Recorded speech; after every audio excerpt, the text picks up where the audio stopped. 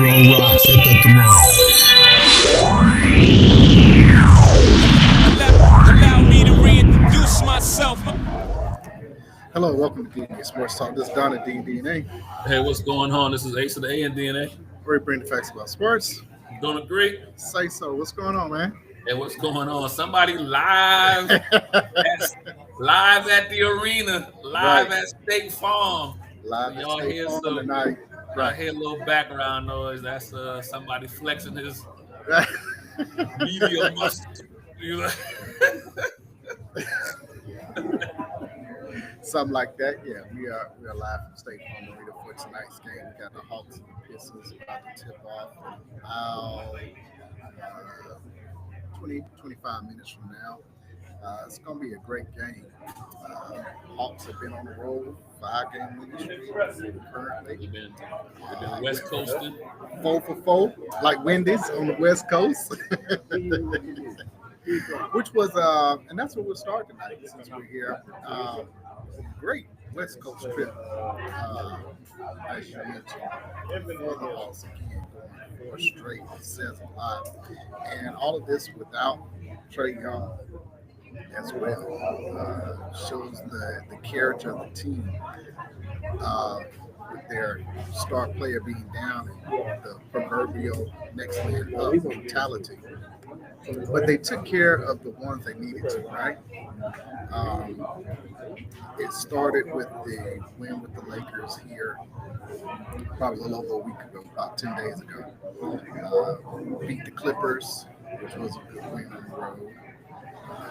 Drug the Kings by 30. Beat the Jazz. But I think Sunday night's game was the telltale, right?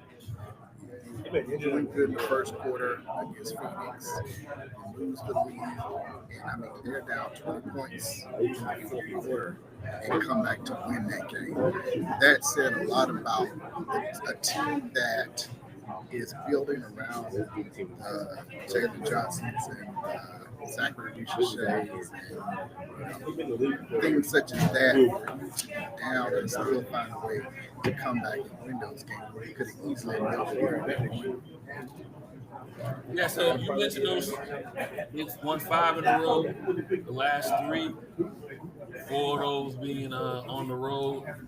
And I just did some quick math real quick. They're averaging 130 a game. So the offense is up. But that's never been the problem. Let's talk about the real reason why. Well, they've been playing better defense in spurts. There it is. In spurts. In spurts. Now, I'm gonna harp on them. I'm gonna harp on them averaging 130, right? But they still giving up like 120. So that's why I say in spurts. Like the way the league is now, they want the higher scoring games, right? They want the up and down flow. So now your defense needs to be. You need to be good at your defense in the end of quarters, end of halves, and in crucial possessions. So, if you got a 4 to 6 point lead, you need 2 stops in a row. Yes. Things of that nature. Or if for some reason the team goes on a 7-0 spurt, that timeout needs to happen. And then you need to have 2 or 3 minutes of no points. So better overall defense, but defense in critical times is what I'm saying. I'm not the having the number 1 defense as far as like maybe what Golden State did in their heyday where you held teams to under 90. I think those days are gone just because the way they want to keep the game flowing and how they're calling the game. So I'm looking for defense in spurts, not right. And I agree with that. You got to be able to, once you go on, you know the other teams going to go for it. How do you minimize that run, right? It can't always just be, let's call a timeout, right? The team goes on 6-7 timeout. 95% of the time, coaches are going to do, but it's coming out of that timeout, right? If you get your basket, have several stops to your point at key moments of the game to set the tone down and say, okay, you went on your run. Now let's cut the water off, so to speak. Let's get on our run. And even if we miss a couple of baskets, we're not allowing you to score on the opposite end, which then allows you to get back into the game. And that's what they did. Speaking of quick math, they averaged giving up 111 on this West Coast trip. So to your point, you're scoring, would you say 122? 130. Average 130. 129, 666, Okay. 130. Hey, careful how many sixes now. That's why I said 666. I mean, you know what I mean? You gotta do like this, 6'7". 6'7". We got to be careful with that. So the fact that they're scoring that much and allowing 111 says a lot about them finally playing defense. I saw a stat that most people won't like is that in the 10 games that the starting point guard had played, they've been 8-2, and they've been second in defense. They went from 28 to second. That's not a good number for said player.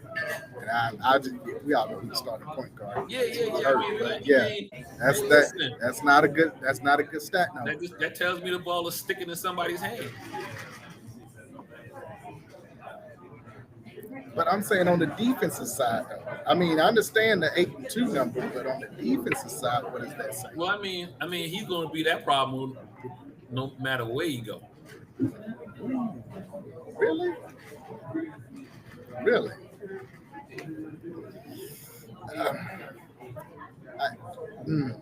Okay, so to that point, yes, that's possible because one, the game to which you were alluding to earlier, they want to see more scoring. So there are going to be more opportunities for scoring and allowing for scoring based off of rule changes, right?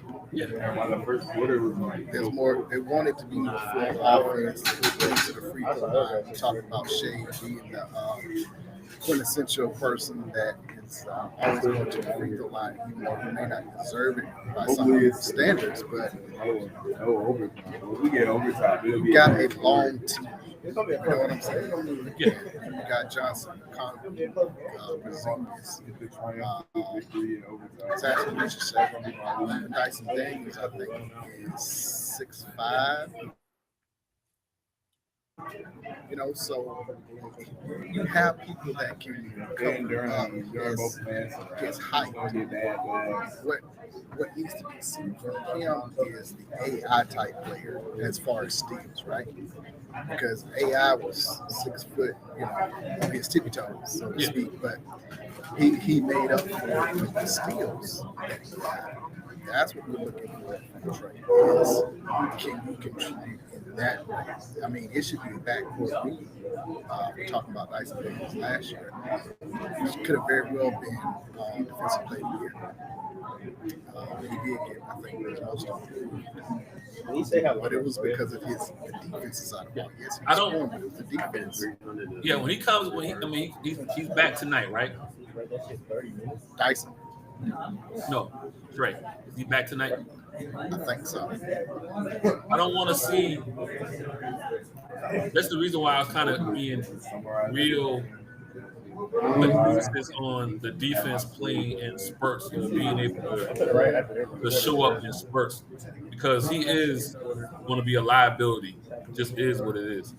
That's why I think he'll be a liability anyway. But what I don't want to see him now when he comes back, the point production cannot fall. Okay. If the point production does not fall, then I can live with him being somewhat of a liability on the defensive end. I can't have him come back. So the 132 needs to continue. I need him to be. I need them to stay 120, 125 and up like they've been, and maybe and maybe that defensive side slips a little bit. What I'm saying is, as a coach now, I can make the adjustment on certain plays. I can sub him in, sub him out on certain plays, on certain possessions, if the liability is there with the defense. I got an issue if he comes in now and the offense slumps and the defense slumps too when he's there. I can't have them both. You can't have both. I can't have both. I can't have both. So real quick, he's not starting. They just released the starting lineup 4 minutes ago. He got Alexander Walker. What did he have? 16 in the fourth against, and they come back against Phoenix. Dicey Daniels, Jalen Johnson. Vic is the other starter in the company. So they should start at 5 tonight. And Detroit, top of the East. Yeah, It was a real challenge.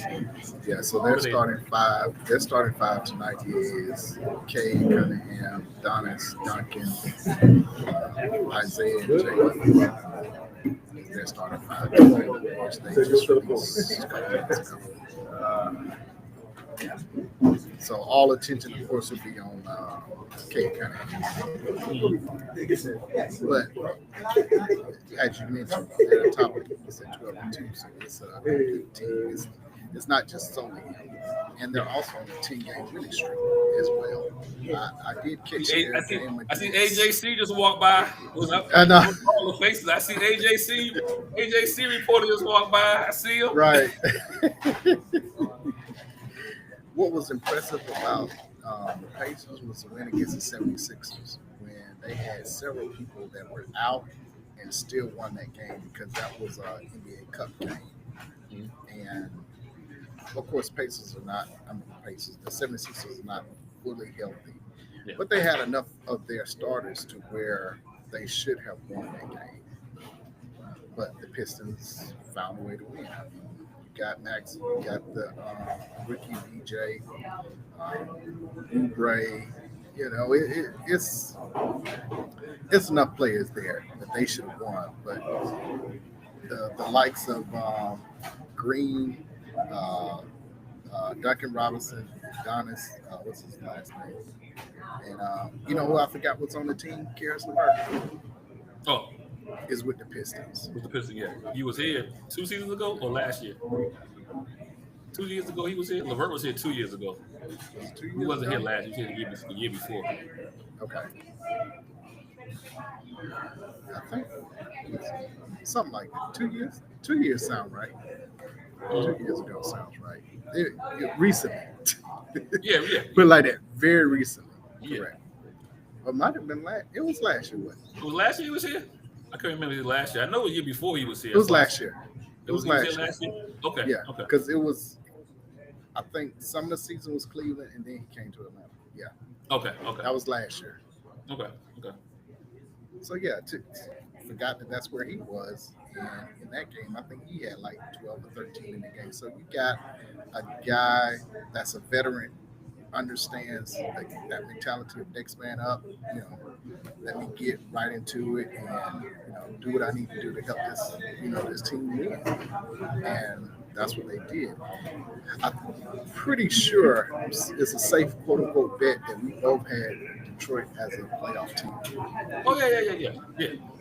We put our playoff. We didn't put nobody in any particular order, but we had Detroit in as a playoff team.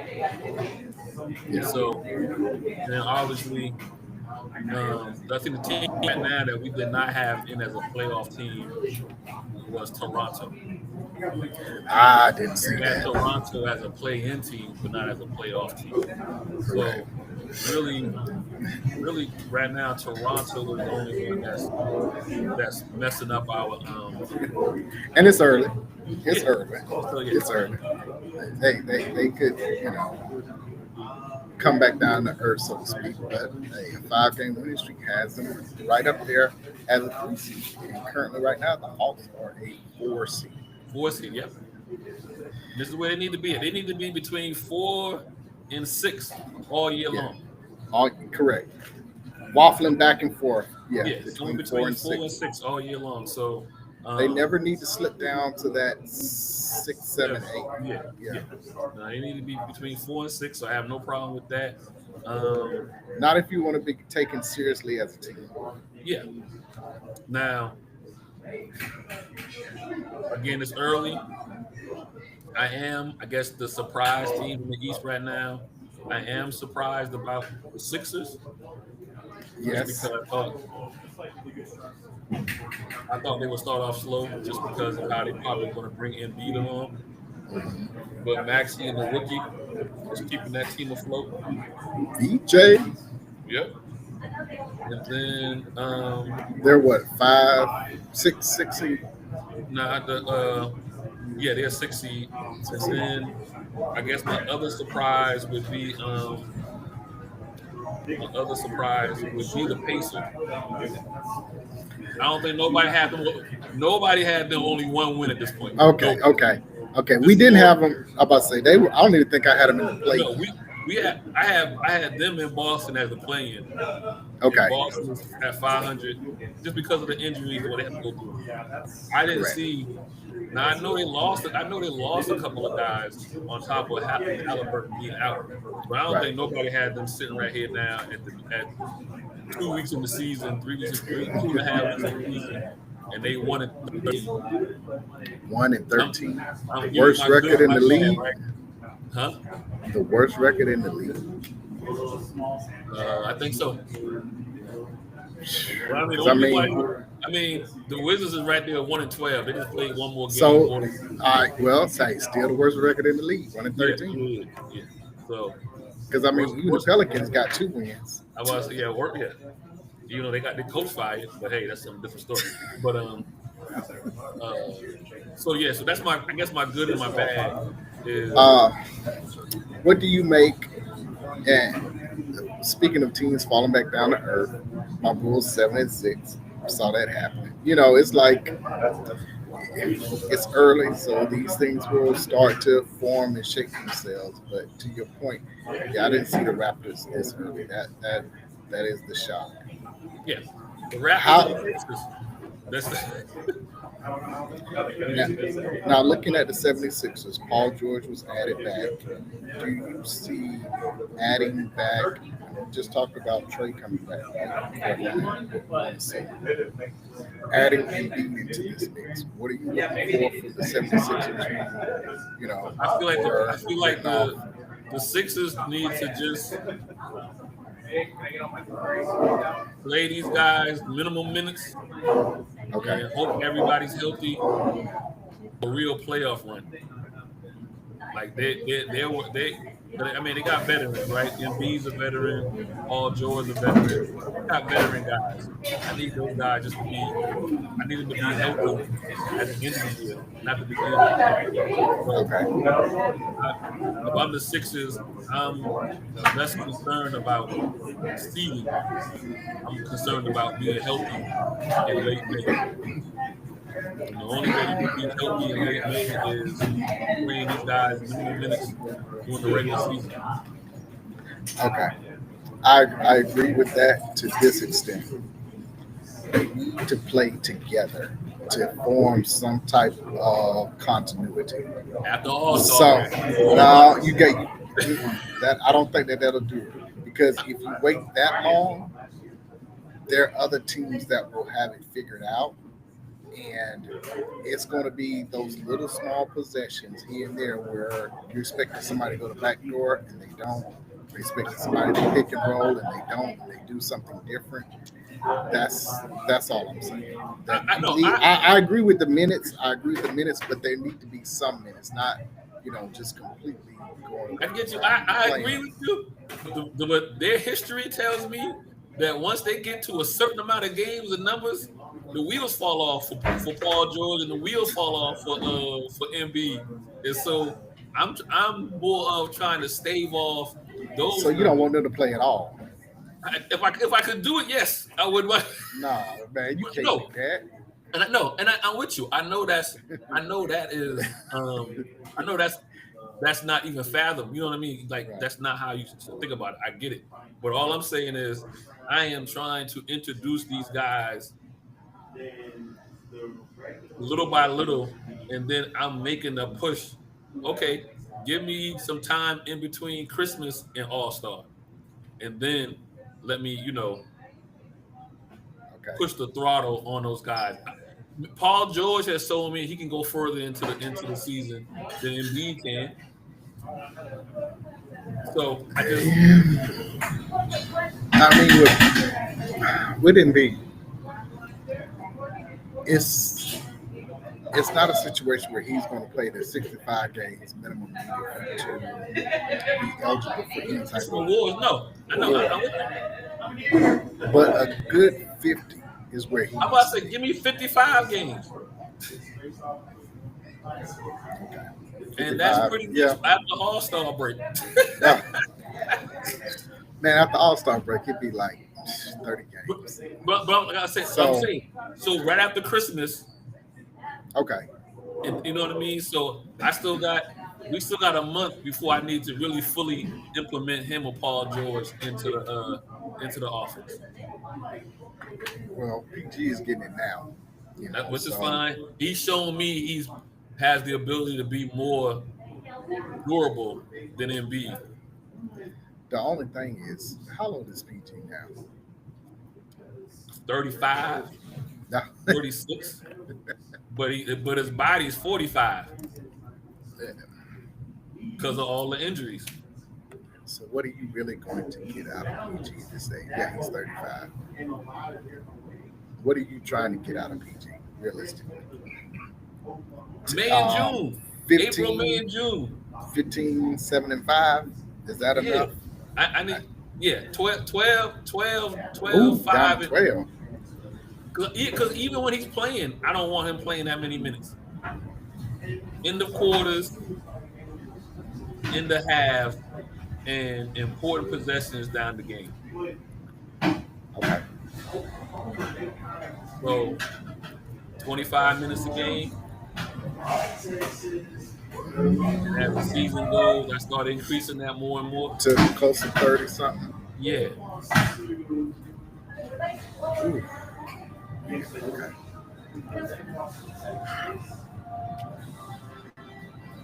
Okay. And it's the same thing as with Embiid. I actually need Embiid and Paul George to be more on the same page than I need the young guys to be on the same page. When it comes down, when we get close to the meat of the season, getting close to the playoffs, I need those guys to be more in tune than I need the young guys to go. Because once you get down to the playoff, get close to what the playoffs, where the games mean or the game slows down, you're playing more 2-on-2 ball.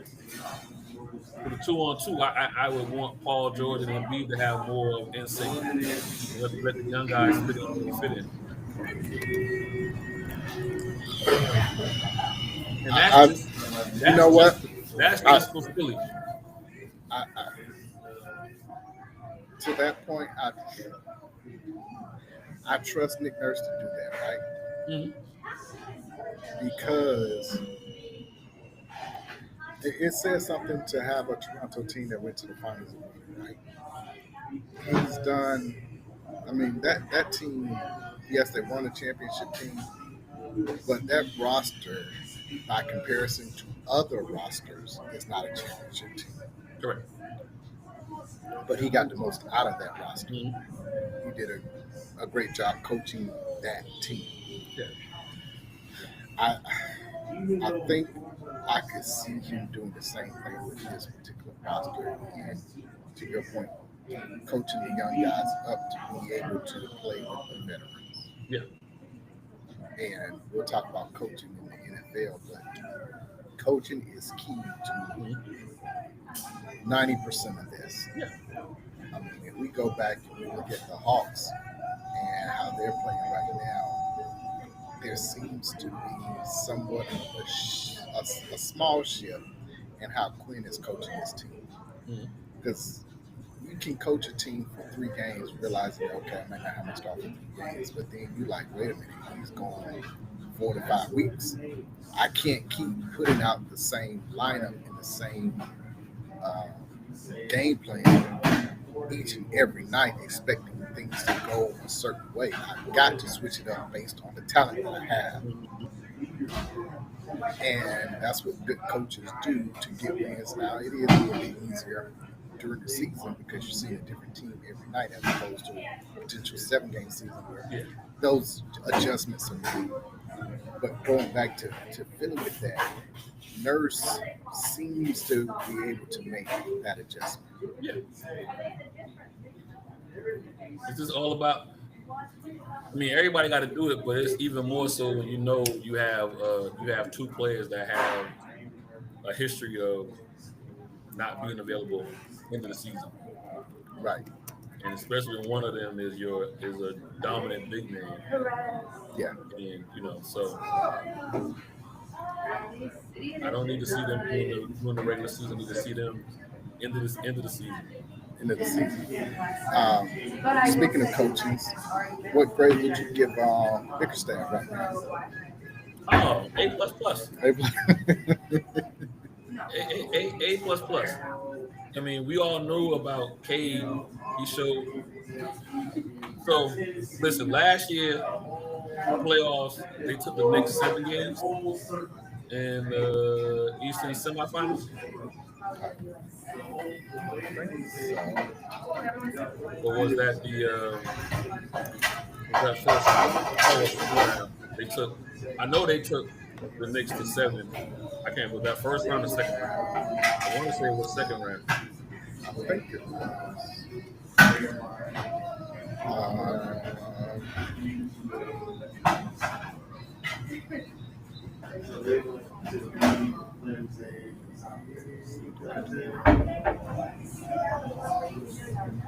Or was that Boston? Cavs. Who did the Knicks? Took? The Sixers are 6. The Knicks. They took the Knicks 7, right? They took them 6. The Knicks took the Sixers in 6 in the first round. Who was Detroit? I think Detroit wound up taking, if not the Cavs, then it was New York. They took 7. They didn't win the round, but they took them all the way. I want to say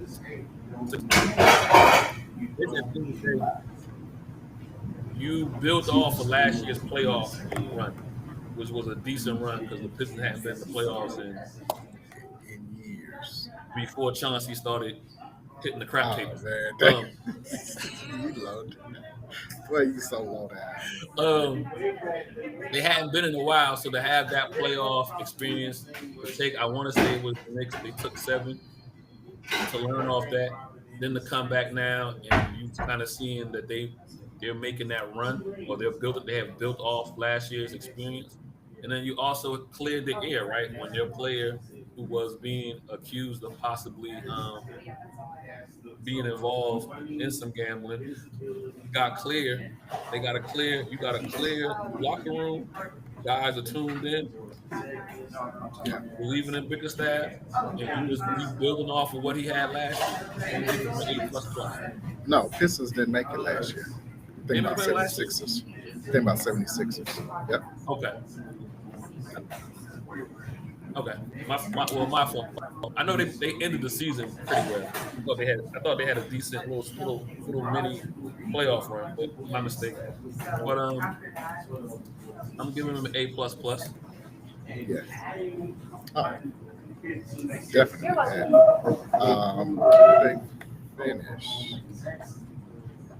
They finished last year. They were 14-68. Oh, who was that went? Oh, wait a minute. Hold on. No, I'm sorry. Nah. My bad. I'm looking at the wrong thing. That's on me. Yes, that was on me. You're right. They did. They were a 6 seed last year. They were a 6 seed. Yeah. And they Knicks won in 6. Okay. Oh no. So the first round. So they lost in the first round. And in 2 of those games, they probably should have won. It was so close. They should have won. That's right. They should have went 7. Yes. So you taking? So I knew the Pistons hadn't been in forever and had a decent playoff run as far as where they were at. So yeah, that series probably could have won. Because the Knicks won the first game at home. Pistons came back and won game 2. And then that game 3 was the pivotal one that the Knicks took in Detroit by 2. And then the next game was by 1 in Detroit. And then they came back and won in Madison Square Garden by 3 in game 5. And then game 6 was a win by the Pistons. Yeah. So again, so you're building off of last year's run, and you're continuing that into this year, and that's all you can ask, right? So guys have gotten more confidence, understand the roster now. Becoming that superstar and that team leader, and so like I said before, we had a couple of guys that were in limbo due to the Hamlin investigation. They've got cleared, so you got a clear locker room. And then again, you have your two big dogs, or now your one big dog in Boston not having their person. It's wide open, so you might as well take advantage. Now, the Knicks, to me, might still wind up being the top seed in the East. I think so. They got a lot of guys that still need to mesh together, and you got a new head coach in Brown. It might take them a little bit longer to get used to it. But as of right now, Pistons stack these wins, win these games, and keep getting that confidence. So, right.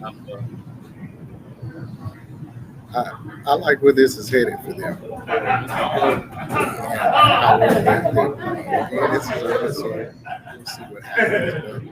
But being 10-0 and 2-0 in that group play says a lot. We're looking again at tonight's game. Who you going with in tonight's game, Hawks or Pistons? Hawks got to protect home court. Okay.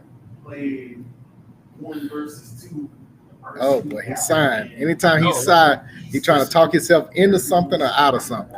Is Trey playing? No. Trey's not playing. Nope. Then I'm gonna go with the Hawks. I think coming off the 10-game win streak is coming to an end. And Hawks coming off. They on a current 5-game winning streak, 4 on the road. I mean, they started, like I said, off with beating the Lakers. We'll get to the West Coast in a second. Go to the West Coast, win 4 there, come back home. Now you got to protect home. Everybody's looking at you. It's probably one of the prime games of the night in the NBA. So I'm gonna go with the home team. The reason why I was hesitating, I was like, if Trey's playing, I don't know how that happens. Like how that mixes up the chemistry. Yeah. Currently right now it's 13-12, 7-35 first. 12, but still early. I'm gonna go.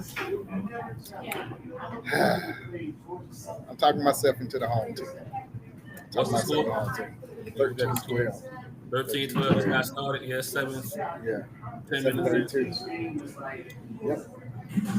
I'm gonna go Hawks in a close one. Hawks by 5. I'm with you. Like I said, the rhythm hasn't messed up. I guess when you get Trey back, you probably get Trey back and have a few days to kind of implement him back into the lineup. And then I don't see. Listen, 10-0, they due for a loss. Detroit, they due for one. Yeah, and just to let you know, Dyson Daniels was the most improved player. He got his hardware trophy tonight before tip-off. Also, on a sad note, we talked about it last week, Lenny Wilkins. This was the Hawks' first home game, as mentioned. They've been on the 4 games. So they probably going to do something. They did a moment of silence and showed a video for him. Okay. Not too long ago. Good. Wilkins, but they need to put his number or his name on the court. At least for the season. At least for the season. Then put something on the jersey for the season. Yeah. I mean, listen. Patch. At one point, he was the winningest head coach, most wins in the league, And it happened in Atlanta. and. So I don't. I'm not saying change the name of the court to him or whatever, but for this season, Put mark something the down. court, and it should stay there for the season. Now, Zachary Richey took a hard fall in that win in Phoenix. I mean, he went up and dunked and flipped and landed on his back, so he has a left hip contusion, I think it was. So he is not starting. We'll see if he plays tonight. I doubt it. I'm talking myself out of the home team now. Yeah. Because he's not playing. That might hurt a little bit on the defensive side. Yeah. He might not step up a little bit. I'm going to go. Yeah, I'm going to switch. Detroit goes 11 straight.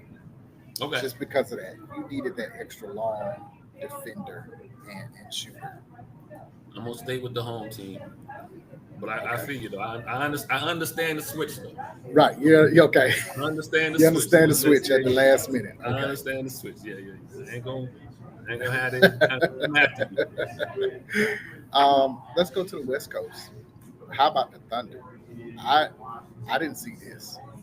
Did I see them playing well as defending champs? Yes, but not 14-1 out the gate. Usually, defending champs are like, well, we know what it took last year, right? So let's pace ourselves. Let's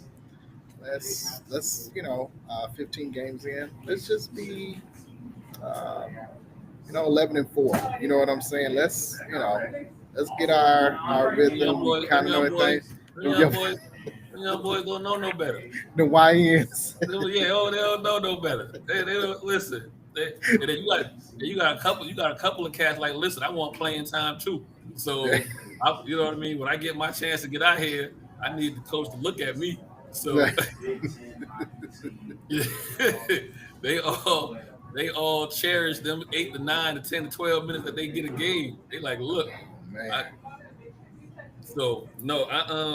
6-game winning streak right now for the Thunder. I'm trying to go back to see who beat them. What their one loss was it the Spurs? It was either Spurs or Golden State. It was one of those, I want to say. I could be wrong, but yeah. They have been handling business every single time. Oh, guess who it was? You'll never guess who they lost to. I'll give you the hint. It's one of the teams that the Bulls lost to back in the day when they were on there like 72-10. Clippers? Trailblazers. Same coach, but yeah. Okay. Yeah, it's a team. Clippers, Trailblazers, somebody that you ain't supposed to. Yeah. And lost by 2 in that one. So they close. They could be 15-0. Yes. Yes. In another week, we might start talking about 73. Yeah. It's possible. Because you got to get to like 22-1. Because when the Warriors did it, they started off 24-0. Something like that. So you got to get to like 23-2. Yeah. For people to start thinking for that conversation to come up. Yeah. To where you're losing a game, you're losing one game once every 7 weeks or something like that. And listen, so their next 4 games, they should be 3-1. They got the Kings, they'll win that one. They got the Jazz, they'll win that one. They're gonna avenge the Trailblazers loss. They'll get that one. And then you got Minnesota. That's the one I don't know. That's a toss-up. Yeah. So, but the thing about that is, the Minnesota is an in-season tournament game. So it's not you gotta win that one. It's not like it'll be a regular season throwaway type game. Right. So I mean, but even if they go 3-0 right now, they'll be at what is that? 17-2. Man, that's crazy work. You be on. Like I said, at some point in the next 2 weeks, the conversation is going to legitimately have to come up. They get to 73. Right. Boy, They go 10 deep. do. That's another thing. So they could take an injury and be okay. Yeah, and I want to say Gordon hasn't been playing that much right now. Who was, instrumental into their run, winning the championship last year. So they're 14-1, 1, 2, 3. Yeah, so 17-2 is on the board, or 18-1. At worst, they 17-2. At worst. We talking next week. They at 17-2. At worst. At worst. Second is the Rockets doing what he does at 10-3. Rockets are back. What did they look? Didn't they start the season 0-2? They start off 0-2, 0-3. Yeah. Got that together. They good. KD up there shooting off of a screen to hit a game winner against that the other night. All these games are running together now. Magic. Yes, it was the Magic. The Magic.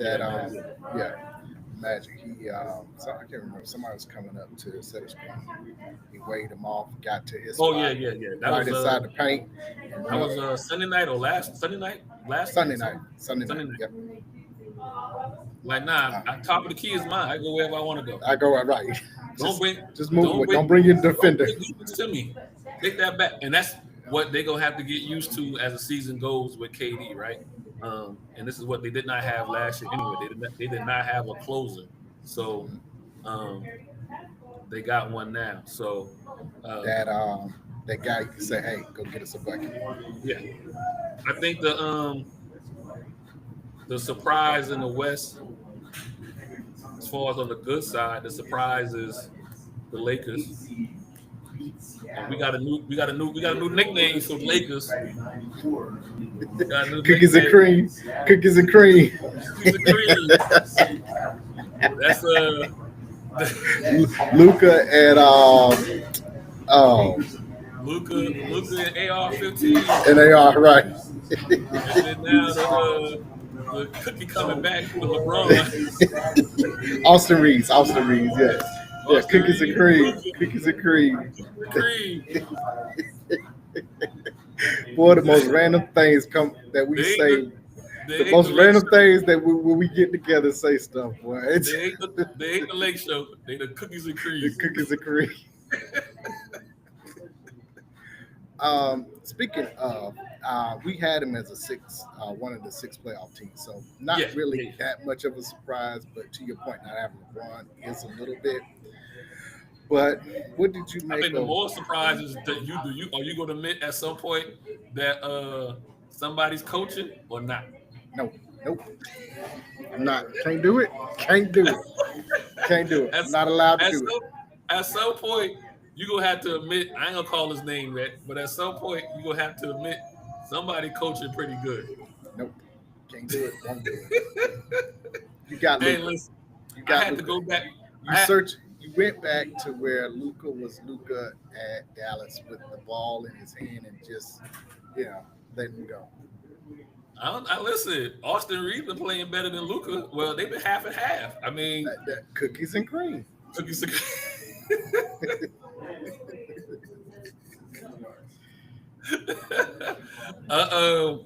So the Lakers are my surprise team as far as how good they've been playing without LeBron. And then, I mean, obviously the Thunder, right? But they the reigning champions. So I'm gonna say that's not a surprise. Even though they're 14-1, I'm gonna say that's not a surprise. My other surprise, I got 3 surprises in the West. Lakers playing well. I am surprised the Warriors are playing well. The Uncle Club Uncles, Unks, yeah, Unks. activities, Yeah. activities. And then my my other surprise on the bad end is the Mavs. I thought the Mavs would have been able to be. I thought they would have been able to be a 500 team until Kyrie Kyrie got comes back back. or whatever. You know what I mean?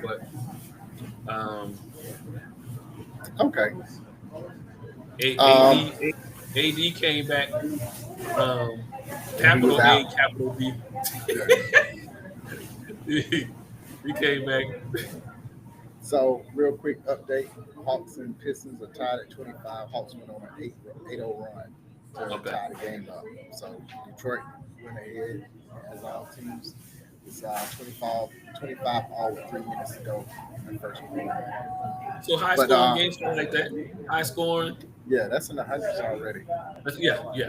But to your point, they need to get to 110, 115. Mm-hmm. 115. I say Hawks for a win. They need to at least get to 115. And they have the Peachtree City Edition jerseys and stuff tonight. They're all black. They're all black tonight. Okay. Black and the Black peach and colors. orange. But yeah. But okay, so to your Lakers, little bit of a surprise, not much because they were supposed to be a top 6 team. My surprise is the Phoenix Suns at 8-6. I thought they would be where the Mavs are. I'll give you the Mavs at being 4-11. That's a surprise. Yeah. And my biggest surprise, well, that's one of them. The other one is the Kings at 3-11 because I had them, I think, play in. I think I had them at either 7 or 8. So for them to be playing this bad and lose a 6 straight, yeah, the Kings is my biggest surprise. Well, you got it written down, right? What did I have? Did I have them 7, 8, somewhere around there? Notes real quick. Hold on. I got them somewhere. Hold on. Or did I have them 6? I may not have. I hope I didn't have them 6 now because this is not Hey, looking good at all for a team that has Zach LaVine and DeRozan and Okay, here we go. All right, so just so Westbrook, you know, Sabonis. in the East, in no particular order, our playoff teams were Hawks, the Knicks, the Cavaliers, the Pistons, the Magic, the Bucks. No and problem. Our playing teams were the Celtics and the Pacers. But right now, the Pacers ain't gonna make the playoffs. They're gonna make whatever. And the Celtics are at 7-7. They teetering. In the West, we had Houston, OKC, Denver, Minnesota, the Mavs, the Lakers. But then we came back and we changed the Mavs out and put the Spurs in. Correct. So we did right there. And then we had the Warriors and the Mavs as plays. And right now, it's the Suns could be your play-ins. And your Warriors. So Warriors and Suns or whatever. So I don't see the Suns keeping this up. I don't. Yeah. It's possible. It's possible. I'm not, saying that it. And I don't know about the Spurs just now, don't know. because the Spurs are going to be without Wemby for about 3 weeks. Boy. So I mean, I don't, you know what I mean? It's just Well, what is it? Hamstring? tightness in the calves. Calves. Thank you. Yeah. Oh, boy. And he was playing so well too. Yep. So I mean, we put them into the playoffs because they started off so hot, but now the injuries. So Catching up. maybe the Suns can play 500 ball and get that, and be that last team. But I wanted to go back to the Lakers for a second. We were talking about their coach. Did you have a problem with him after starting running than pulling him because he wouldn't shoot. Because he was what? He wouldn't shoot the ball. I mean, yeah. I ain't got time to be out there playing 4-on-5. Right. So If you self-check, back in the day we call that self-check, where Yeah. you don't even, if I know you ain't going to shoot, I just come halfway and be like, yeah, self-check, I give you that. yeah, so it's yes. So I don't have a problem. I mean, listen, for a guy who you say you don't like him as a coach, he seemed to be making some coaching decisions. I'm gonna get you Two things can be true. Yeah, he made some coaching decisions. I don't agree with him, but that one I do agree with. Sad to say. So yeah, it's if you the ball gets stuck in your hand, that's worse. Now, what we will see is if LeBron is going to how he's going to react to that, right? Because is he going to let LeBron be a player and be like, "Hey, coach said it," whatever, or is he going to play good cop and be like, "Well, yeah, maybe talk to him different this time," because he cussed them out. They got lip readers and microphones everywhere. Kept saying shoot the leafing ball and stuff. So, is he going to allow him to be coached, or is he going to coddle him? Hey, listen. I think he's going to let him be coached. I think that Yeah. you can't coddle at this point, because then that feeds into every other narrative before then as to how he got on the team, which I have no problem with him being on the team. He should be on the team. You've earned the right to have him on the team, but now you got to let him be a part of it. You got to take this grown man development. Yeah, hey, that's the only way you're gonna learn. Mm-hmm. So, I have no problem with that, and let it rip, Bronny. Giving you the green light, let it rip.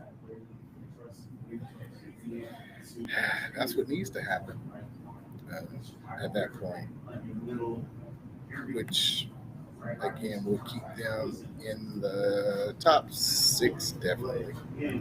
Now that is another concern. That'll be another concern as to when LeBron comes back. Excuse me. Is he going to be able to easily transition and fit in with what's taking place already? I think so. Listen, his IQ is so smart, and let him run the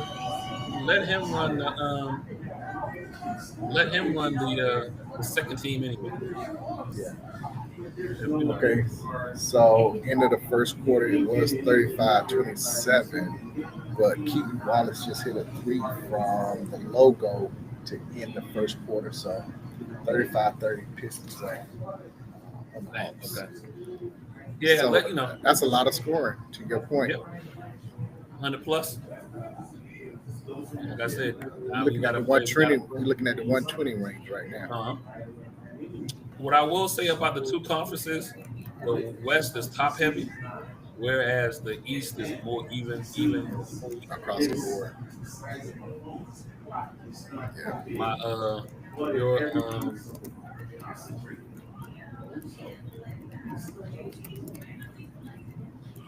Your 6 through 9, or even 6 through 10, is a much better group of teams than the West is 6 through 10. Right. I mean, you got right now you got Timberwolves and the Warriors, right? But we all understand the Warriors are over team when they get toward the playoffs. But I'll take the lower half of the East right now over the Suns, over the Trailblazers, over the Jazz. That's you know what I mean? Then right. And we know at some point Boston is 11, right? And at some point Tatum's going to be back. So, yeah. Well, they're gonna miss Jaylen Brown for a little while. He got some spray in his eye. Yeah. He got to go get that done. So yeah, he got some. Right, they're gonna miss him for a little bit. You're so low down, man. I tell you. I thought he might have had it in there, and the drip kind of got in his eye, and the sweat. You know Just what I let mean? your soul flow. I thought he might have got. You know what I mean? Listen, man. I like I JD blame. though. That's my I guy. blame. I'm I gonna leave him blame. I alone. blame Angel Reese. I blame her. Let that man. Love that man for who he is. Let the gray come in. Love that man for who he is, girl. Do not pressure that man into having some color in his hair. Love that man for who he is. Oh man. The problem with these young girls, they don't let you love, don't be loving you for who you are. I'm gonna get all the hate mail out. You can figure it all out. Real quick before we go on, De'Aaron Fox is back for Spurs. He's played the last 3 games, I want to say, and had a double-double the other night, a 28-point double-double against the Kings. So, with him being back, because we had talked, go out and check our archives on YouTube, but I had said that's who I would trade Trey for because of his defensive steals and prowess. Still don't lose it. Yeah, for Fox. So with him being back, yes, they're going to miss Wemby. I'm not discrediting that. But with Fox being back and healthy to play, maybe they beat the teams they're supposed to beat, right? You don't lose to hopefully like they the can stay afloat. Kings, right? You don't lose to the Pelicans. You don't lose to Dallas. But if you face the Warriors, okay, you give that one up, right? Yeah. So we'll see. Second quarter just tipped off. Again, it's 35-30. Detroit will keep you updated over the next hour. I will say, good job by the NBA, kind of taking that hit with the gambling, but still keeping it moving. Mm-hmm. I will say, now granted. What's the best way to take a hit? Don't say it. Do nothing. Don't say nothing. Yep. Don't say nothing. Just let it go away. Yep. Like I said, man, now it's in the courts. It's going to be time before stuff really comes out as far as how each player is going to, how each individual involved in the scandal is going to play out. But you probably won't get real news about that until the season's over. Right. Yeah. So just be quiet and let it go away. Yep. Let's go college football. Over the weekend, let's start in the SEC, of course. Georgia took care of Texas 35-10. I would say that's probably the best I've seen Georgia play this season. Especially was in that Texas game. Yeah. Outside of they had played that way, they would have beat Alabama. Correct. Yeah. That is the best I've seen them play. They didn't look good. Obviously, against Auburn, they should have lost. Florida, they should have lost. Well, or they didn't look good in those games. But this is the best that I've seen. It wasn't a slow start, which they normally have. They jumped out enough early, and then the defense, of course, came along. Because Arch and Texas is not meant to win from behind. They're not a team that's set up to have a comeback. They need to be front runners. They have to be front runners. With that loss, I think that puts Texas out of the they're done. Playoffs. I mean, a lot of stuff got to happen in front of them. They are nowhere near in control of their, you know what I mean? So, correct. They're not even in the 25. So they're, as far as we're concerned, they're out. They're out. Another team that's out is Louisville, losing to Clemson. I don't know how you lose to a 5-loss Dabo team, but Louisville managed to do that at home. So they are out. The ACC. The ACC may only get one, and that'd be the conference champion at this point. They might get 2. I don't know. I mean, we not there. Tech has to run the table. Tech has to run the table. And that's why I'm saying we're not there yet, but and if they lose, if Tech were to run the table, which means beating Georgia, and they're 11-1 going to ACC championship game, and let's say Virginia or Miami gets back into the picture and they beat Tech, then yes, you can get 2. But that's going to be tough. That's going to be tough to do. which is how Clemson got in last year. Clemson and SMU. I'm sorry, SMU still has a chance to be an ACC champion. Yeah, I think the ACC can get 2 teams in. I don't. Somebody's going to run the table. It's going to take a lot. I think 2 teams are going to still run the table. Whether that be Tech, whether that be Miami, or whether that be Virginia.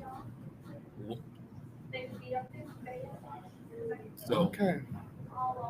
I believe really the team that would need to do it, though, you would need to have Tech get to the ACC championship with 1 loss. Yeah. And I think then at that point, a 2-loss ACC team will get in because somebody would be the runner-up with 2 losses. Nobody's getting in with 3 losses. I'm just saying it's a possibility. It's still a possibility. Have to be the conference champ. Have to be a conference champ. Conference champ and then a conference champ runner-up. I feel a conference champ runner-up with 2 losses. If Tech is there in the conference, it has to be Tech though. It can't be anybody other than Tech. And I haven't said it yet. I just think Tech might have something for Georgia. I'm just not putting that out there early, huh? Which Georgia we gonna see? We gonna see Georgia against Alabama, or we gonna see Georgia against Texas? That's the reason why I say, it'll be at the Mercedes-Benz Stadium. I know Tech took the money. That game should have been downtown. Yeah. Look, at 10th Street High downtown, not just downtown. Yeah. Indiana, they got back to what they do, right? Best team in America. Best team in America. Better than Ohio State. They got more signature wins than Ohio State. True. I tweeted the other day. I said, "Hey, it looked like this conversation is all sounding like the BCS conversation from 5-6 years ago." So even though we got the 12-team playoff, the conversation about who's going to be seeded where sound like BCS to me. Now, if it's going to sound like BCS to me, Indiana has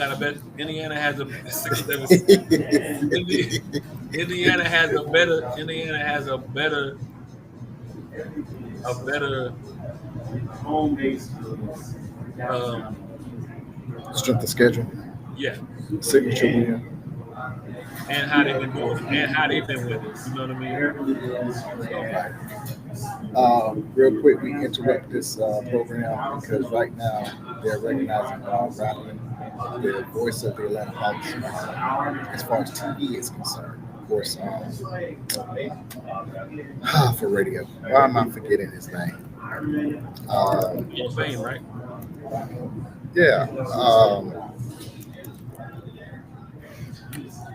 Oh my goodness. The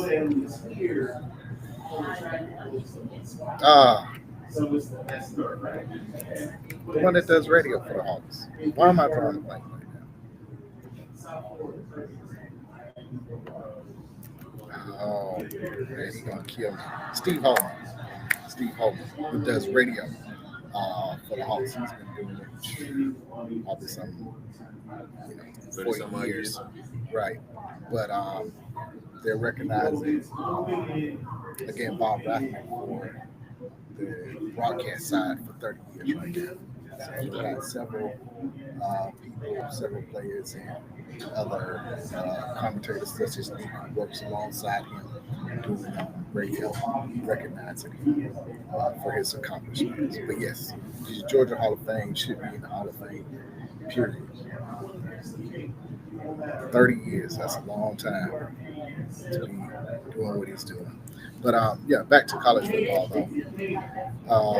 And real quick, this is what I run, 47-33 with over 8 minutes to go. In the second, Pistons, correct, 47-33. But no, to your point, I agree. Indiana is the best team. They should be one, and Ohio State too. Even though I think Ohio State has the Heisman Trophy player on their team. I don't know. After last week, come from behind Penn State win. I'm looking at Indiana's quarterback, Mendoza, yeah. There's going to be 3 quarterbacks. I think 3 quarterbacks and 1 wide receiver that's going to get invited. Well, Jeremiah Smith is definitely getting invited. Or And if maybe 2 Ohio quarterbacks State, and 1 wide receiver. Yeah. and saying for Ohio State, if they stay undefeated into the Big Ten championship game, Mhm. I agree he gets invited. Indiana, those as you mentioned, will get invited. And I think you need to start putting Reed in there. Texas A&M. I mean, Beamer completely gave it up, 30-3. So I got little Goodness, Birdie told me, I don't know if it's come down the wire yet, but Birdie told me he ain't gonna be in South Carolina after this year. that's gonna be what 13 coaches now fired. Like it almost happened over the weekend. Hey, I'm gonna say well, you are the coach firer. You love firing coaches, so I listen, man. It be sitting right there. I don't know how the rest of y'all don't be seeing it. And then two, you be wanting it to happen. You be putting it out there. I know, man. I don't put be it out wishing, there. Yes, you do. I don't be Yes, you wishing. do. I don't be wishing bad. I just Put be it out seeing there. it, and then I be seeing the setup too. The setup be when they give you expectations that you can't make. and actually they were 2 teams this year that had expectations that I thought might have been too lofty, but I rolled with it. I rolled with Tech. I thought Tech was a dark horse. That guy has exceeded expectations. I thought Falcons. And I also thought that South Carolina was a dark horse, and he has not exceeded expectations. Right. And so college football is turning into what have you done for me lately? Not what have you done for me in the past. What have you It's done for lately. me right now? And Well, so based on that game that you talked about, where again they were 33 at half and lost 31-30, Beamer more than likely will get fired, as you're saying. But then Mike Elko is finalizing a new contract, become one of the highest paid, I think top 5, maybe top 10 highest paid coaches, for Texas A&M, because now they're 9-0, so 10-0. So from that one game, a firing and a contract extension are on the table. Yep. Man, but we all knew that Texas A&M was going to come back, but to let them come all the way back, though, that's the problem. So yeah, and then it's like, hey, there's 2 drives in that second half. You got to call better plays. Yeah. You know what I mean? You can't. All you need is a field goal. That's it, literally. And so,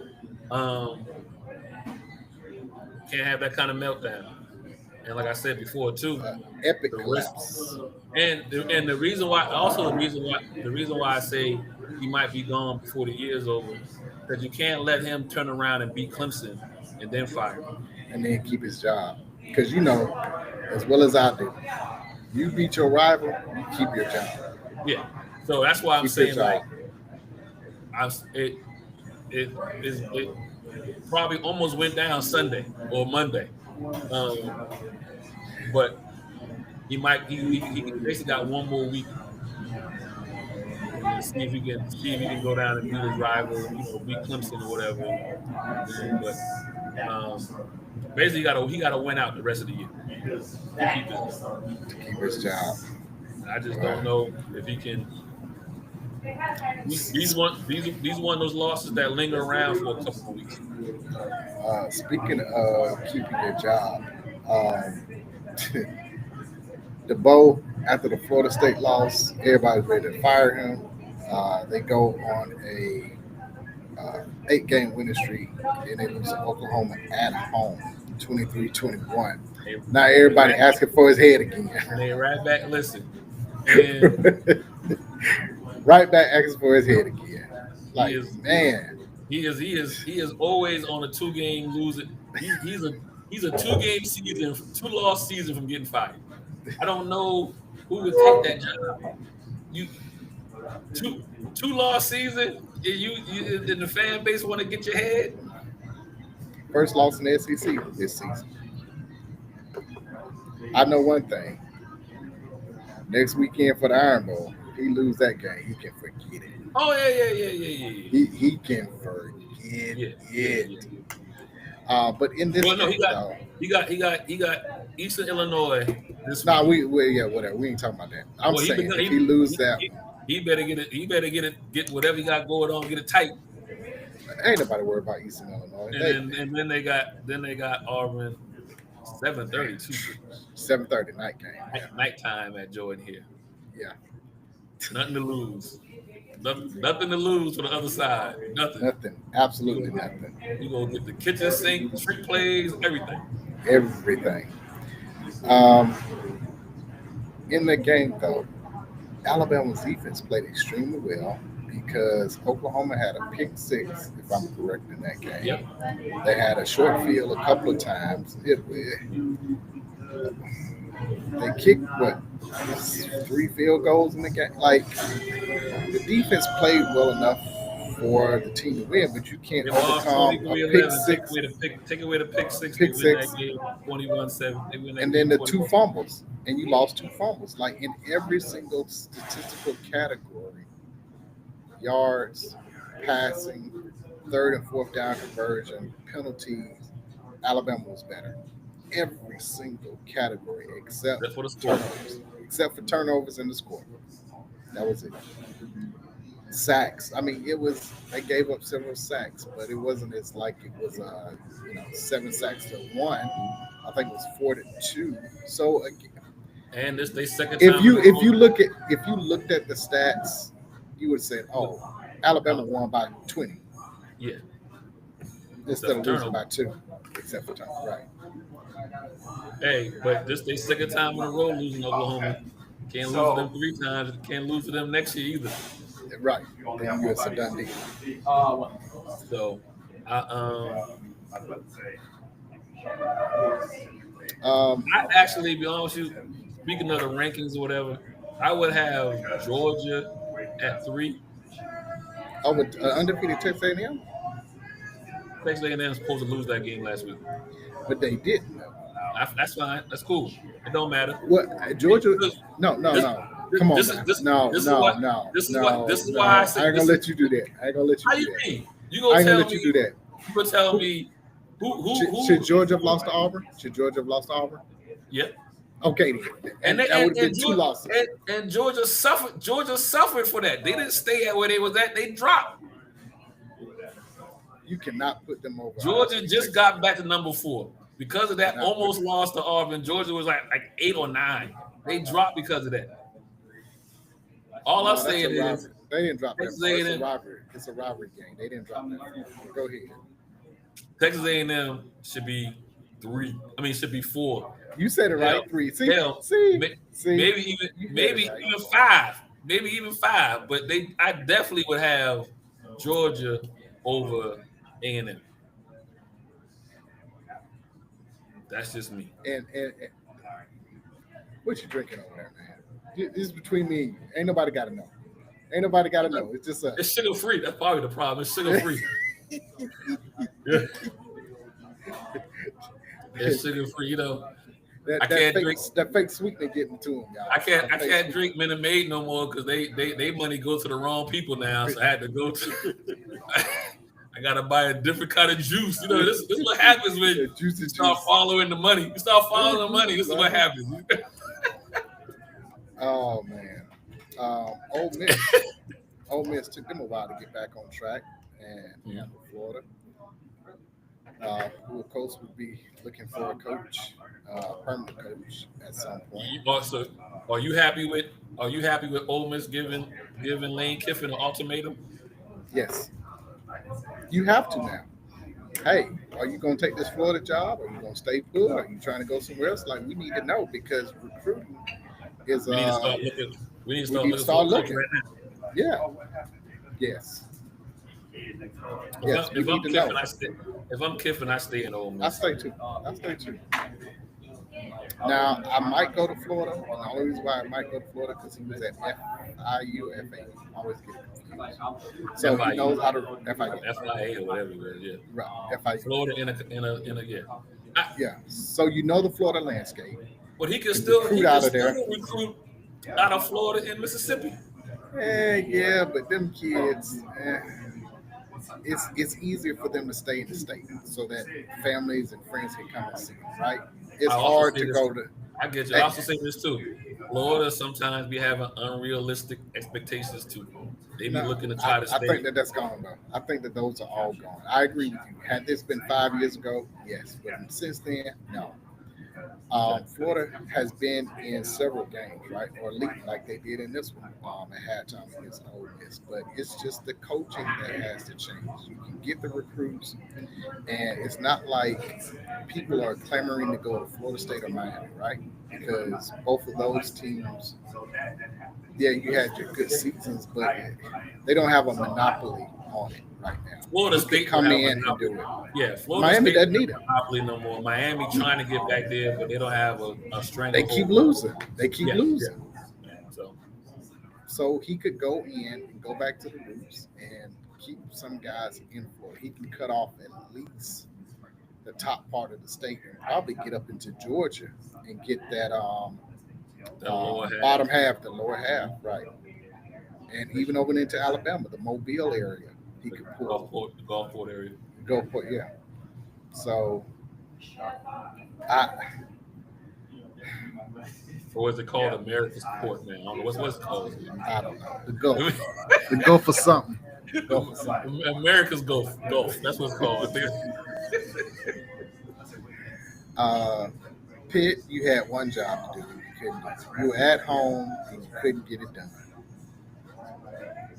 You let the Gold Helmets win. Boy, I tell you. And listen, I told you 4 weeks ago. I don't want I to hear don't know it. why you I don't put wanna yourself hear it. through this. I don't know why you put yourself through this blender. I don't know why, but they're gonna be in the playoffs with 2 losses. They're not losing. Man. They got Syracuse and Stanford left. Yeah, those are 2 wins. Syracuse might it's on the Syracuse got to come. No, yeah, they play Syracuse at home, so yeah. So they're in. Okay. Boy, I tell you. They're in. Well, Told it's you that. looking like the Big 12 will have BYU against Utah in the Big 12 championship, maybe. Or Texas Tech. No, that'd be Texas Tech. Texas Tech, right? We have something to say about that when it comes to playing. Tech, you talked about a close one. Tech at Boston College Had to come back. 10, 1-9. Yeah, had to come back and kick a winning field goal at the end to beat them. And is it possible USC comes back into the picture? They're 6-1 in the Big Ten. Let's say they went out. Of course, they won't play in the conference championship because that'll be Indiana, Ohio State. Do the USC get in?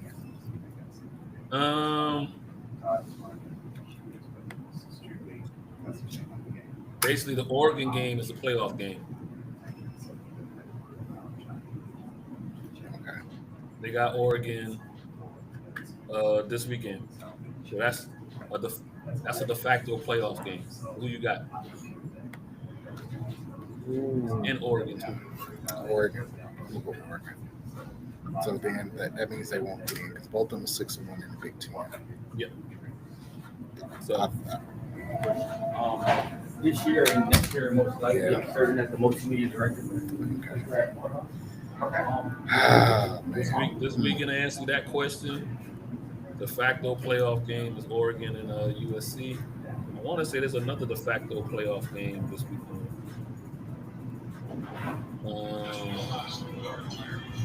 Oklahoma, Missouri. Yeah. Oklahoma needs to beat Missouri to keep pace of possibly having an outside chance of being a third or fourth. That large bid, yeah. Correct. Well, their next 2 weeks, Missouri and LSU. So Oklahoma's next 2 weeks are playoff games. Oh, and then the Pitt versus Georgia Tech game is this weekend. Yeah, Does so Pitt bounce back, or does Tech win that one? Who you got? I got Tech. I got Tech. I got Tech now. The Pittsburgh head coach said last week he wasn't worried about the Notre Dame game because it didn't count toward the conference.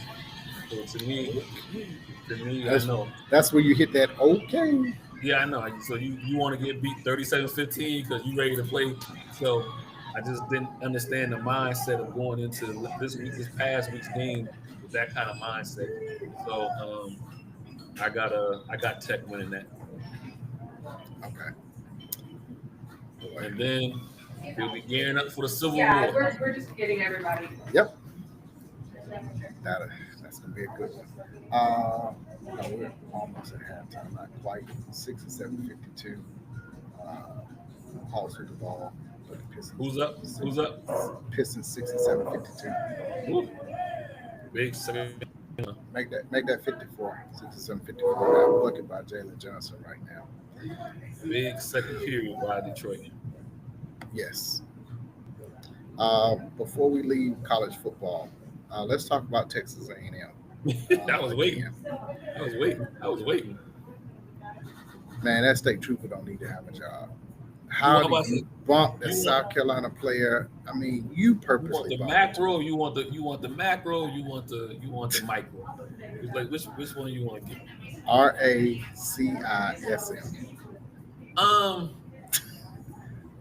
Plain and simple. No. I'm not. What I'm about to say is before we even get to that part, that is strictly showing you what happens when you have a power. You got you so power hungry. You know what I mean? You don't even realize what you're doing, right? So because that's what you're used to. That's what you're used to doing. Before we even get to the race part, let's just start with how authoritative you are at your job, right? That you would run up there, and then in the part of running up there, go ahead and be the person that will the instigator in creating the contact, right? And then have a problem with creating the contact. Attack. This is before we even get to the possible race stuff and all that kind of stuff. Let's just deal with the power tripping. The power tripping. You know what I mean? And so here's my issue with it all. I want to know his name. What is his name? Because all you're going to do is, if you know anything about College Station, there's about 5 other schools within a 2-hour circle that he can go and be on the sideline at. He can slide down to Marco and be at Texas State. He can go another hour and a half or whatever and be at Baylor. They can send him to Houston. Like, I want to know this officer's name. I want to know if he's not on anybody else's roll call at a stadium to have a game. And Texas A&M was quick to say that this was a state trooper, that this wasn't, somebody going by Texas A&M. I want to know who the state trooper is. I want to know that I want to make sure when I look at I want to make sure he's not at another game, because you know how they do when it comes to punishment. They don't suspend you; they just reassign you. Yep. So he's been relieved, but he will be back on somebody's sideline. Watch, because his name hasn't been put out there yet. Because what happens when you put the name out there? What do? You go and look at all the arrests he's ever made. You go and look at all the ticks that he signed, and then you start to see if there's a pattern. He may have some other unsavory, some other problems on his docket, unsavory past. Yeah, he may have some other things on his docket. So so that's the micro, right? That's he's not going to be at Texas A&M.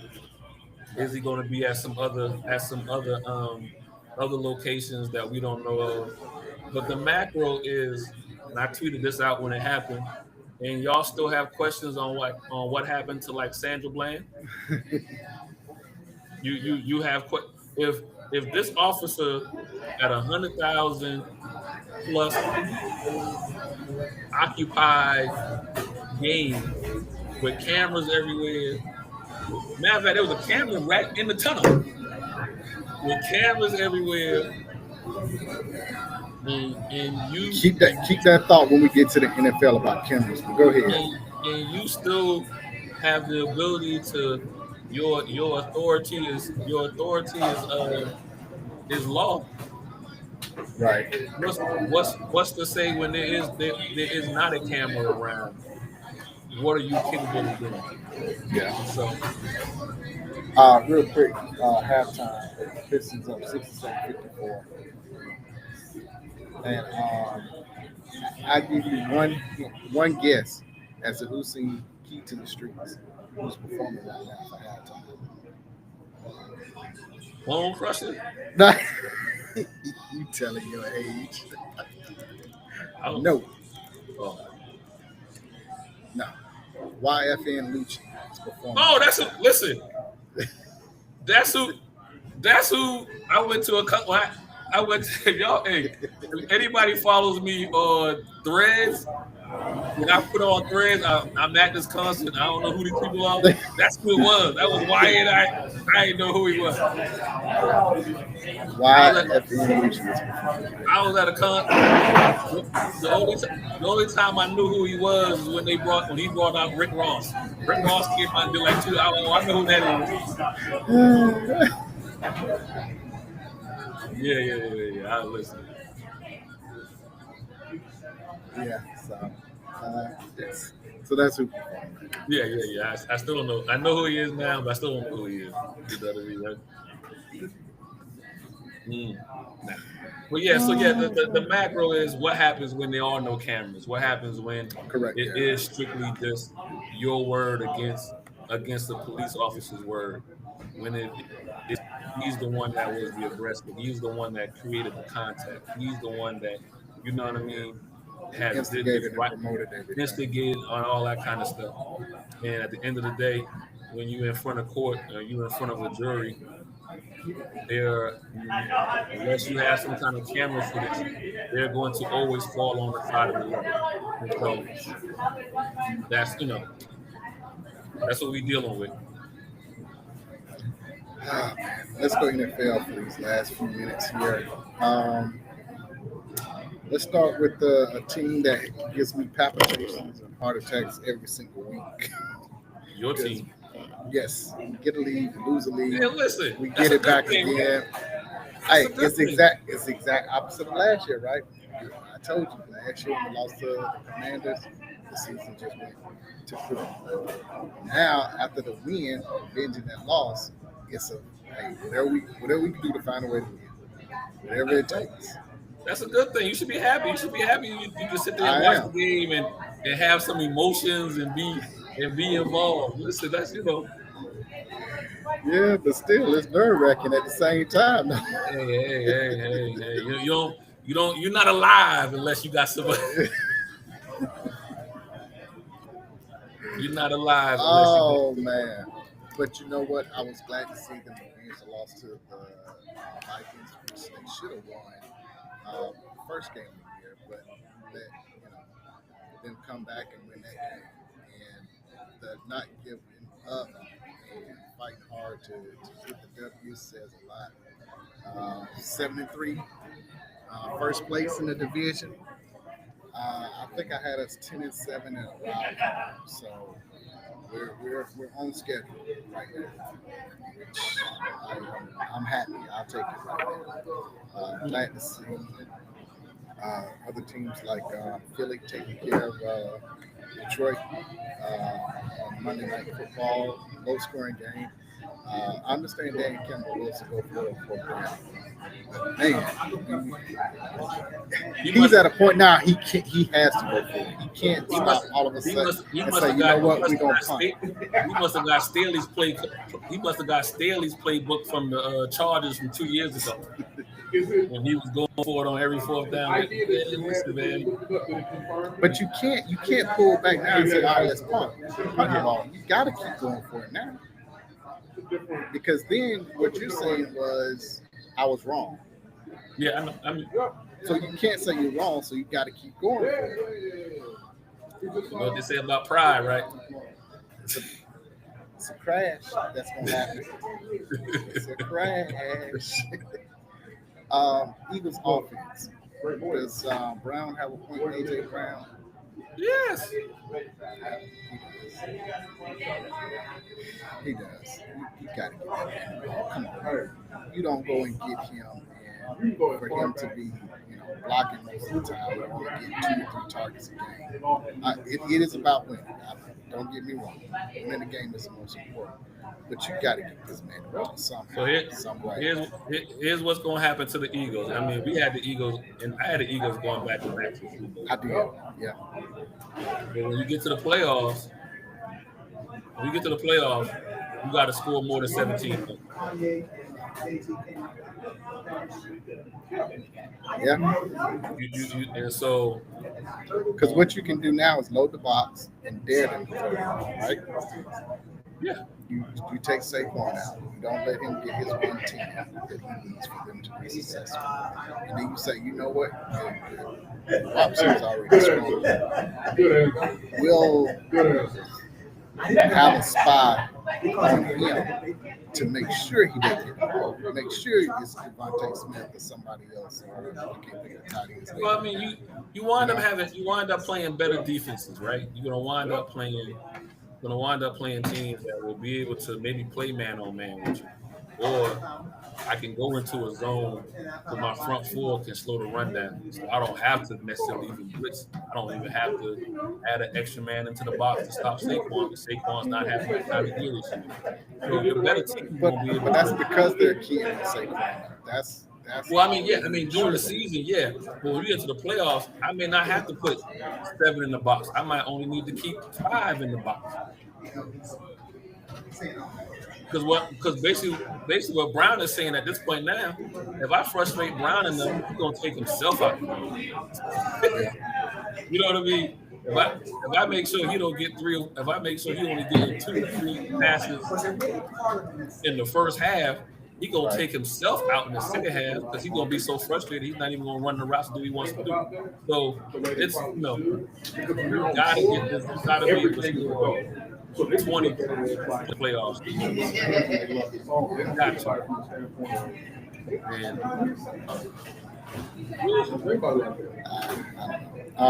the Rams are the best team in the NFC West, and I would venture to say that I would say the Rams are the best team in the NFC. Period. They handled the Seahawks 21-19. Of course, Sam Darnold turned back into the Sam Darnold we all know. Well, I mean, but some of that's the defense, right? Right, but I'll say, but still, it's the Rams that deserve credit for that. The Rams, all I gotta do is I'm getting me a pass rush off my 4. I don't even got a blitz. But is there ever a line? Like, can you say something? Yeah, and so they are the best team in the NFC. And I would say this. I would say they probably got the best coach in McVay. He can sit down and come up with a game plan. You ask me right now, one game kicks it all offensively in the NFC. I'm going with McVay. You know what? I know you don't want to hear this. But to me, Coach of the Year is in that division, and it's Kyle Shanahan. Because how in the world do the 49ers keep winning when they play with half a team? They literally got a half a team on IR. They mash.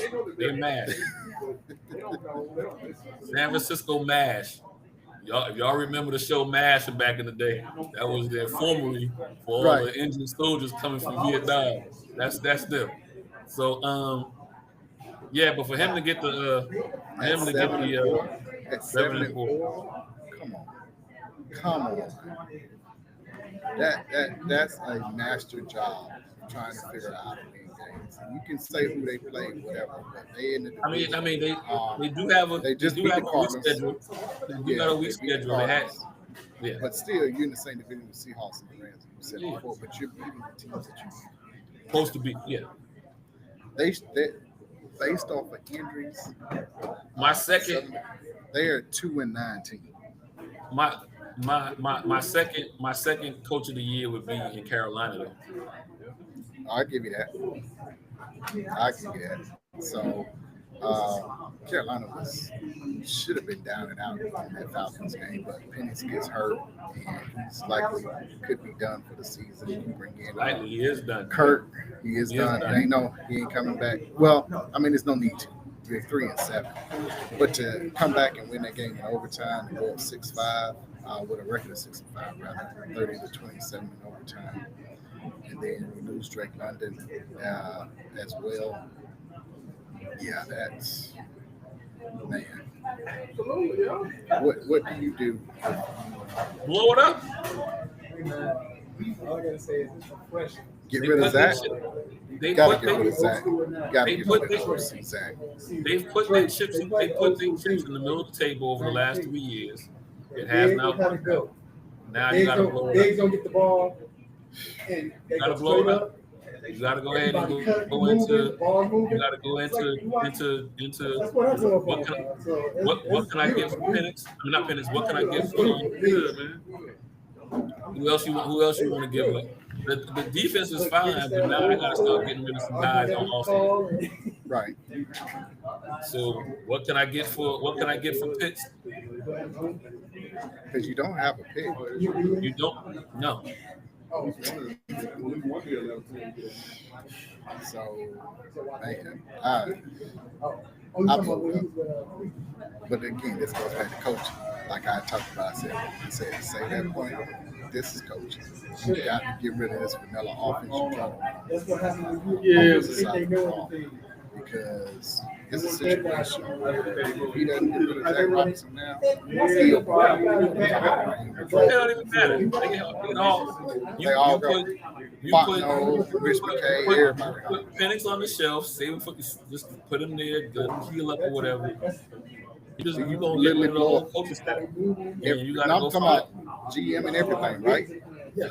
Everybody, top down. top down, and then you got to go find somebody find a coach that you want to bring in for. We joke about it, but they ain't been right since they got rid of them churches. You know what? I'm gonna find that clip, and we're gonna put it out there before this week is over. I'm gonna find that clip. They've been right since then. We joked about that years ago, and it was about to happen. They got to donate to the Tide, baby. We got to give them more than 10%, like 20% to the Tide now, 30%. Oh I'm man! gonna find that clip, and it's got to go down. Buffalo took care of Tampa at home. It took Josh Allen having accounted for like 5-6 touchdowns. Six in that game. Not surprising in that one. But I'm more surprised of your Chargers only managing 6 points against Jacksonville. I understand the game and at what time the game was played. I get that. But 6 points, usually in the second half is when the West Coast team coming East Coast starts to One time you have a game, you know what to do with the tape? You just burn it. Just burn it. And that's burn it. That was a burn it tape. I got you. Okay. I'm good with that. First game over in Madrid for the NFL. Dolphins 16-13 in overtime against your ex, the Commanders. You got to show your Commanders some love. Get it back right, man. Get it back right. You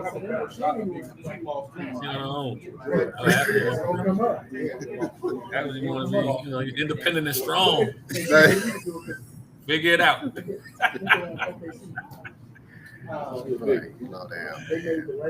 it out. One of the coaches for the year, we got to put in there is right for the Patriots. The job that he's doing with Drake May and him, of course, winning 27-14.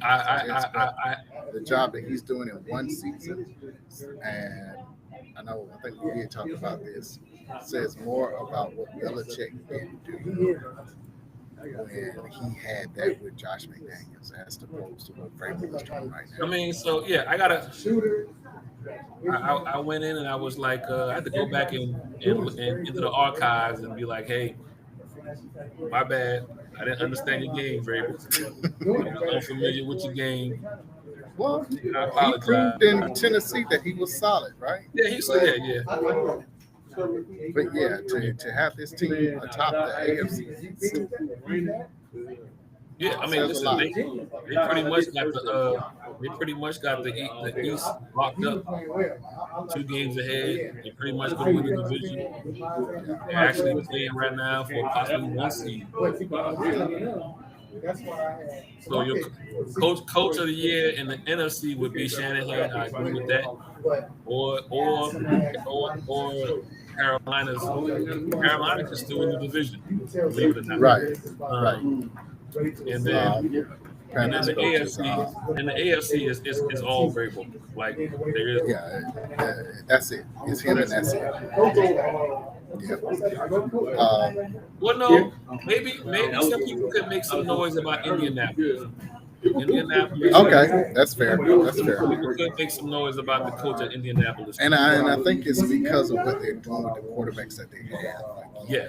Drake May didn't look good, and Danny is looking like Danny Dimes, right? So it's what they're doing with those quarterbacks that has allowed them to not only win, but be looked at as coach of the year. Indianapolis is this year's Philadelphia Eagles as far as run game, quarterback play action pass off of it. Jonathan Taylor is Saquon. Daniel Jones is Jalen Hurts. He would be my MVP right now, Jonathan Taylor. Yeah. I agree with you. But looking at what he's doing again and being what's like the potential 1 seed, you don't want to go up there in the wintertime, right? You have to play. Because what they're doing is running the ball with Henderson. They're not making a lot of mistakes. That's the one thing that New England has done so far is they haven't had games where they beat themselves constantly. It's one of those, hey, you know what? I'll take the sack just so I don't cause a turnover. It's just it's those small things. And if you a rookie second-year quarterback, you want that playoff game to be at home and not on the road. So it's all lining up right now. Speaking of possibly having 1 seed, the Broncos could possibly have 1 seed by virtue of being the Chiefs. But they are totally different. They're all defense. It's all defense. Because Bo Nix does not look good. He doesn't get his play. What I just said about Philadelphia not going to win a playoff game, only scoring 17. That's the exact thing I would say about Denver. Not going to win a playoff game, only scoring 17 points. You're just not. That defense, if you have to go to Mile High, maybe. Win 1. Win 3. If they got home field throughout, it's going to be tough because of the defense. But yes, Bo Nix is going to have to play better for them to go forward. Now, I do think that loss to the Chiefs, they're not out of the playoffs. They got to win out. They don't like to because I see Baltimore picking up and playing well. Continuing they got to go. You got to go 10-7 to get to the wild card. So they're 5-5. So 10-7 is pulling it kind of close. You almost got to go 11-6. So, everybody should have to play the Raiders 4 times then because, boy, everybody eat against the Raiders. It's after the Cowboys. You need a get right game. Put the Raiders on, huh? Put the Raiders on. That is the get right game when it comes to that. Let's talk about before we finish this up. Steelers and Bengals. Steelers won 34-12, but it was the spit seen around the world by Jamar Chase against Jalen Ramsey. Jalen Ramsey because of the punch, and rightfully so. But I want to know, what is it spit on somebody? What are these new cats thinking? Like, don't they understand that's the most disrespectful thing you do? Punch me, but don't spit on me. Listen, And if I'm, Bruh, I come love what Tomlin said. He was like, he said, I'm ad-libbing. He was like, in them situations, you gotta do what you gotta do. Like what I'm gonna tell a grown man, you gotta spit on. You know what time it is. I'm gonna look at you if you didn't put hands on him. He got fined one game. It was about a $500,000 switch he should. This is, And then you know what? I would have fined him 2 games. One for lying about it. Because again, we talked about Texas A&M. Like there are cameras everywhere in the stadium, on people's phones. Like there are cameras everywhere. Right. Whatever, or and whatever letters HD. It's cameras everywhere. How you gonna sit up there and lie and say, no, I don't know nothing about that, basically? I'm paraphrasing. Yeah. Like, dude, you clearly spit on the man. I almost want to say, I don't know if they play it. No, they don't play him again or whatever. But he would be primed for a crackback block. I'll take that 15-yard penalty. Yep. He'd be primed for one. Boy, I tell you, 72-64. But I don't know. But I don't know about the Steelers though, because they don't have their quarterback. They lost. Like they might not have Aaron Rodgers for a couple of weeks due to it. Oh man, they lost the old man. So you know who their backup is. I don't. I think this might. I'm not even gonna say it because you're gonna blame it on me. What I'm gonna blame on you? I don't know what the rest of the season's gonna look like. That means Baltimore is back in this race then. Somebody now might be over 500 at the end of the season.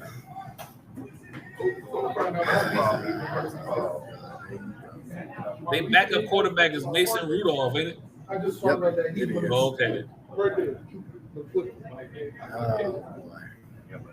I'm just telling you. Here's their next 4 games. They got your Bears next week, so you're gonna take the Bears. That's 6 and 5. They got the Bills the week after that. That's 6 and 6. You got the Ravens after that. That's 6 and 7. That's either or.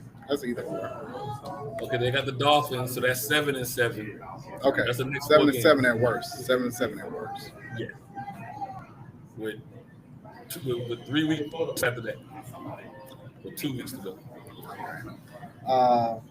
What did you make Shador start? Well, not start, his first NFL game in a regular live game. What I would expect from a rookie that never got first team reps. Say that one more time for the people in the back. What I expect from a rookie that's never got first team reps.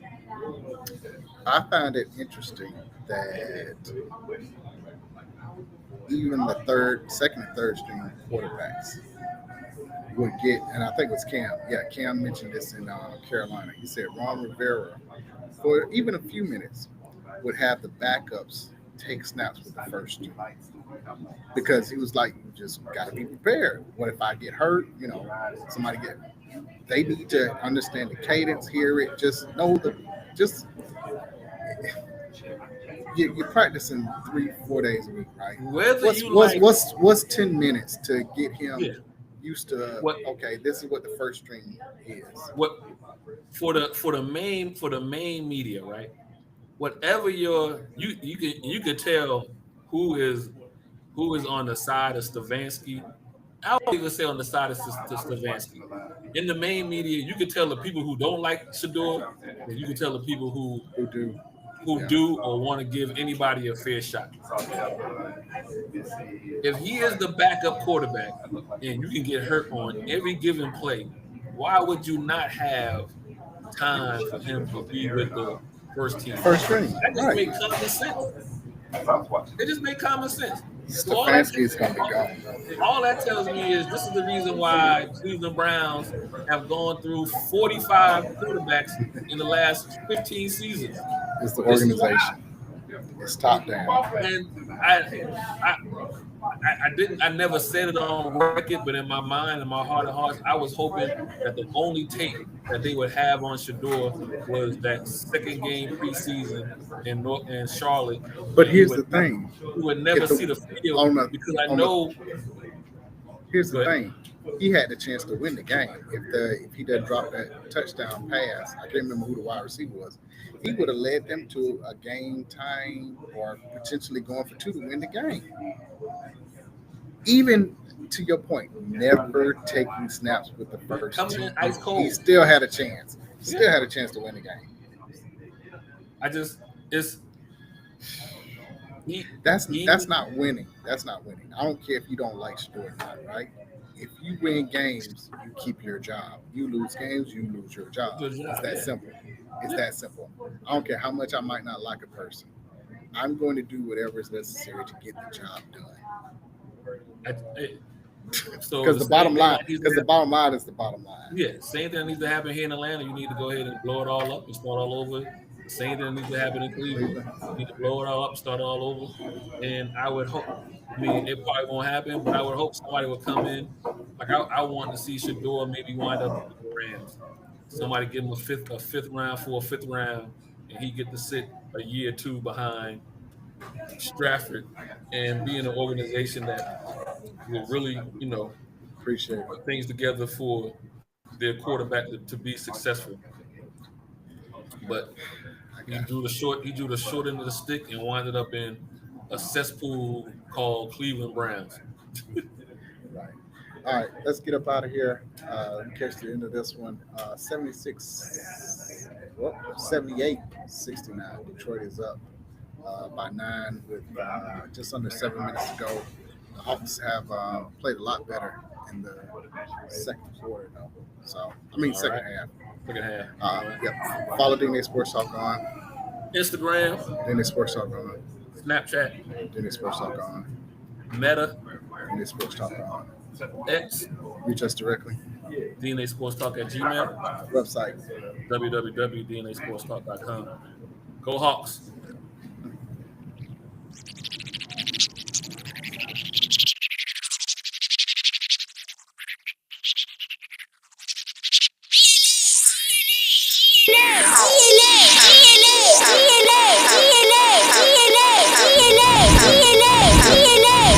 Round table. Take notes.